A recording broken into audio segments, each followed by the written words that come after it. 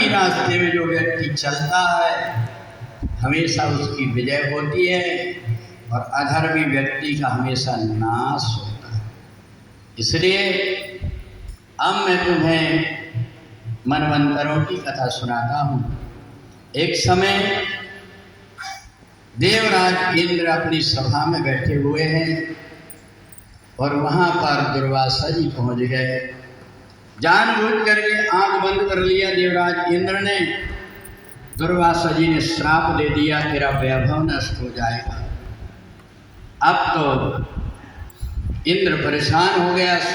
सारे दानवों ने आक्रमण कर दिया, भाग गए इधर उधर।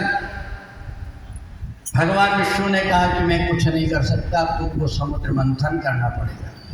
समुद्र मंथन की एक ऐसी लीला की है भगवान ने जिसमें भगवान के कितने अवतार हुए? 3 अवतार। सबसे पहले देवता अवतारों समुद्र मंथन करने लगे तो मथाने काय की बनाए? मंदराचल पर्वत और रस्सी वासुकी नाग की। और जब मंथन प्रारंभ हुआ तो पहाड़ जब नीचे दबने लगा तो भगवान एक अवतार लेंगे। कौन सा अवतार? कच्छप अवतार। भगवान कच्छप के ऊपर जैसे ही मंथन हुआ सबसे पहले हलाहल विष निकला। हलाहल विष से सब भागने लगे। बड़े बड़े सांप, बिच्छू, ततैया ये सब जब पैदा होने लगी, भगवान भोलेनाथ ने वो जहर को लेकर के संघ में और जैसे पिया तो याद आ गई कि मेरे पेट के अंदर तो बालक मुकुंद बैठे हुए, ये जहर नुकसान कर देगा।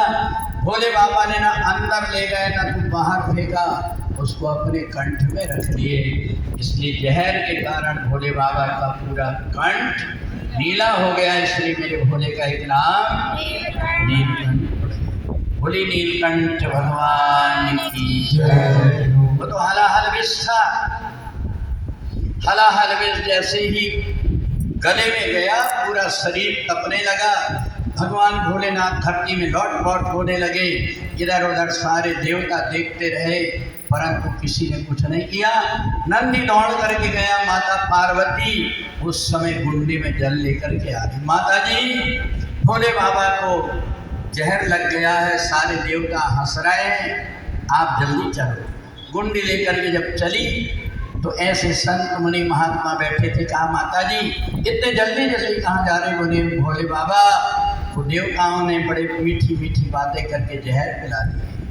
अच्छा जहर पिला दिए हैं तो हम भी चलते हैं, क्योंकि भोले बाबा हमारे लिए भी दौड़े आते हैं।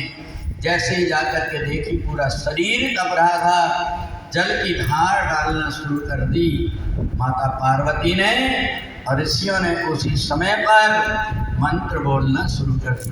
हरे ओम गणानान्तो गणपति गवामहे प्रियानान्तो प्रियपति गवामहे निर्भयान्तो निर्भयपति गवामहे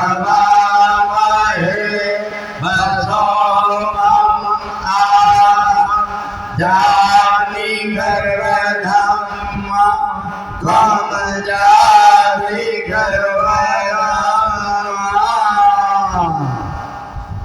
भोले बाबा ने जैसे ही मंत्र रुद्र के गए सारी गर्मी समाप्त हो गई। उठ करके बैठ गए। कहे देवताओं ऋषियों ने जो रुद्र के मंत्र बोला है इनको बोलते हुए जो जल से मेरे ऊपर धार छोड़ेगा उसके दैहिक दैविक भौतिक ताप दूर हो जाएगी। तो इसलिए हम लोग अभिषेक करते हैं, हमारे दैहिक दैविक और भौतिक तीनों प्रकार के ताप दूर हो जाए। आगे चल करके एक एक करके रत्न निकले।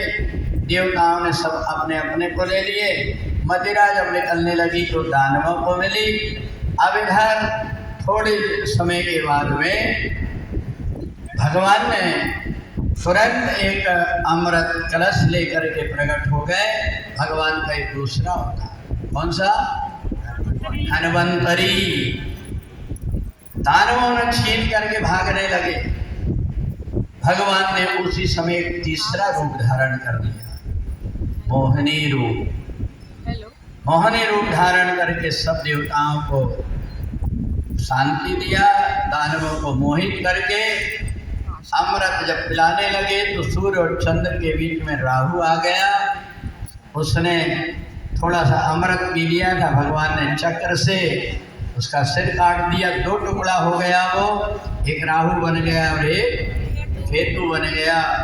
आज भी वो ग्रहण के रूप में सूर्य और चंद्रमा को परेशान करता है। दानव ले ले करके भाग रहे थे, अमृत कलश 4 जगह पर छलका, इसलिए हम लोग उसी अमृत महोत्सव के लिए कुंभ स्नान करने जाते हैं। कहाँ कहाँ? इलाहाबाद में, हरिद्वार में, नासिक में और उज्जैन में। ये 4 जगह पर भगवान के कुंभ का मेला लगता है। अब इधर सुखदेव जी राजा परीक्षित से कहते, राजा एक बड़ा मदमस्त हाथी था, त्रिकूट पर्वत में रह रहा था। एक दिन उसने अपनी पत्नी और बच्चों से कहा, आज चलो तुमको नई जगह घुमा करके लेकर के आता। सारे जितने भी बच्चे थे हाथी को लेकर के त्रिकूट पर्वत पर पहुंचा। वहां जाकर के और पानी में कूद करके तैरने लगा, कभी सूंड से पत्नी के ऊपर, कभी बच्चों के ऊपर जल डालने लगा। जैसे ही जल डाला,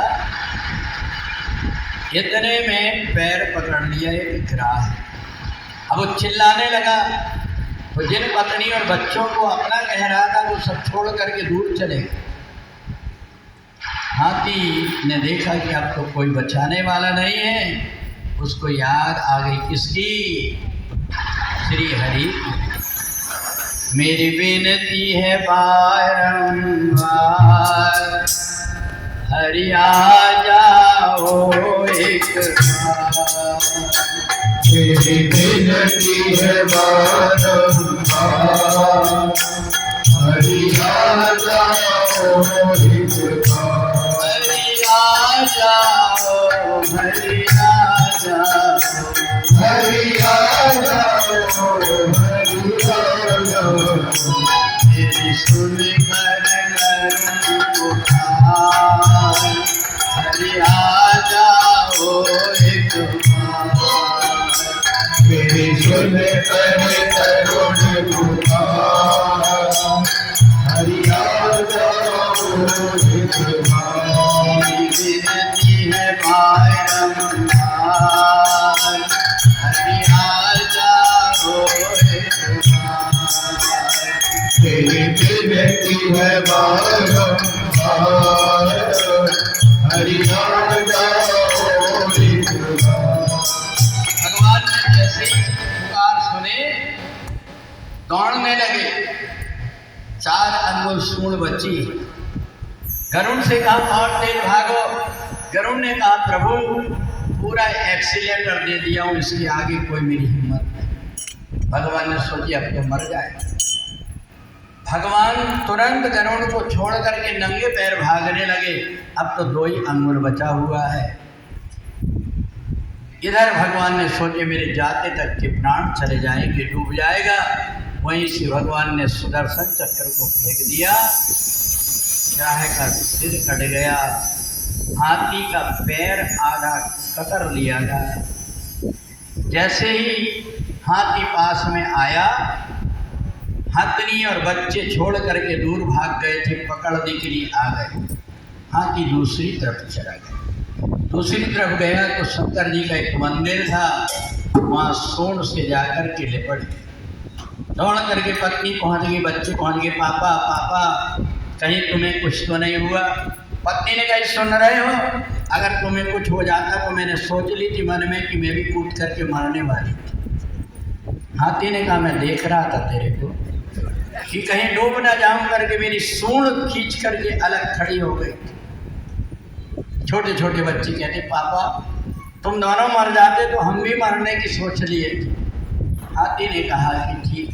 पत्नी ने कहा बोल क्यों नहीं रहे? सुनते नहीं, मैं इतना प्रेम करती अपने प्राण दे दूंगी तुम्हारे लिए,